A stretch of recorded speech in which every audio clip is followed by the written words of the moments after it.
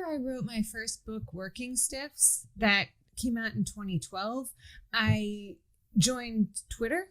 And I wasn't really active on it. I hate Twitter. I've never, it's just not a platform for me. But I did notice, like, you know, a lot of these things would start coming up with, like, it would be like the outrage culture is what it was called at the time. It's now turned into being called cancel culture, I guess. But at the time, it was these weird, like, people would kind of gang up. It would be like these mobs that they would find some sort of transgression that obviously you pretty much always wasn't like an actual like legal offense, but it was more of like a social transgression.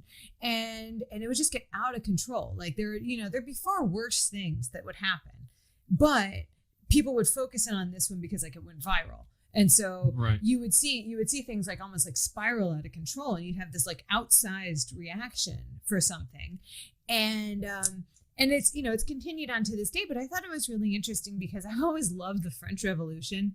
And to me, it sounded like one thing that's like, that I thought was so interesting about like learning about the French Revolution back in like middle school when I first like was exposed to it was how, so you'd have these things that called the Committee of Public Safety, and you'd have these things like in Paris, and basically anyone could report you to this committee for counter-revolutionary activities. And so what would happen is people would use that to like settle old scores that were totally unrelated to the revolution. So you'd have this person like, you know, a neighbor like didn't like another neighbor or something. And then so they would make something up and they would just tell the Committee of Public Safety. And you find out like, you know, it's the same thing that happened in the Salem witch trials. Like one of the women, I think the first woman who was accused was just a weirdo that they didn't like in town, that like the Puritans didn't like. They thought she was a weirdo. They found her objectionable, so they accused her of witchcraft. So, and I don't know like how many of these people actually believed this stuff. And again, I don't, you know, but it was very convenient for people to just be like, we don't like this person, so this is how we can get rid of them. So I kind of wanted to capture that because I kind of think that that's like what's going on with a lot of these things is like, you know, this is 100%. Yeah. So, and it was just interesting also to me, just like this sort of like mob mentality and everything and how people can just like get so out of control. So and then there was a lot of other stuff going on because I started writing it in like 2012. Like that's when I found like my original papers. I couldn't even remember when I started writing it until I found like some documents, and that's when they were dated. And then other things were going on. Like there was like a lot of like, you know, anti-police protests and things like that were going on. So that's when I kind of thought like, oh, that would be interesting in like a post-police society, how these things would be, how justice would be carried out, like how laws would be enforced. And so I kind of thought, like, what if this kind of like this mob justice replaces that? And so, well, how does that happen? Well, there's been a revolution, and then this is what happens. And so I had my 3 leaders of the revolution that were based completely on Robespierre and Marat and Danton from the French Revolution. Okay. So you had like this, you know, you had like 3, you know, totally different personality types that came together to run this.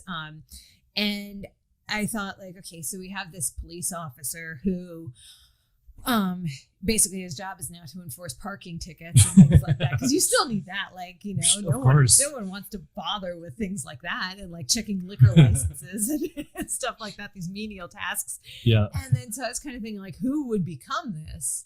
Like, this is a, you know, horrible job. So, and at the time also I was really interested in like all these like things with like the concussions in sports. Talked a lot about it. Like I live in Pittsburgh. Hockey and football are a really big deal. And I'm a bigger hockey fan, and I was just really interested by all that. So I was thinking like, well, you know, what this like, so you have a guy who's like brain damaged from chronic traumatic encephalopathy from being a hockey goon. So, and that's who the cop is. And I also just really I was thinking, I was like, okay, well, I have this world, but like, what am I going to do with this? Like I love detective stories. So I wanted to make it basically a detective story. Like, this is my detective. I didn't want him to be like, he wasn't like a typical detective. No, he was nobody's hero. No, absolutely not. And that was actually something pretty interesting. He was a little bit nicer in my original draft, in my first draft of it. But, and then I always thought this was really cool. There was, just about the idea of having someone else's memories. So basically he stumbles onto this mystery that he needs to solve, which is goes way, way, way back into the, time of the revolution. But it's basically a new treatment for his, brain disease. And that's a side effect of it. And that's how it sends him on this mission and everything. So to read it, I read Bob Probert's biography, and he was one of the ones that I thought about. Yeah, Bob Probert, Wendell Clark, Marty McSorley, all these big guys. Mm-hmm.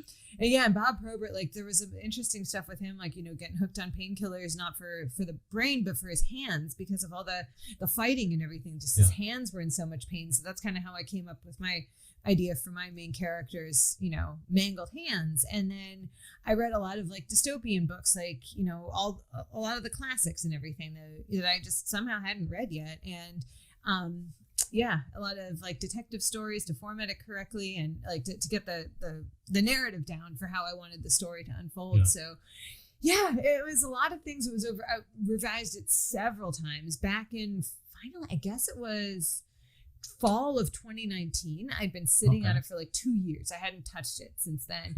And I sent it over to Necro Publications because they published my first book, Working Stiffs.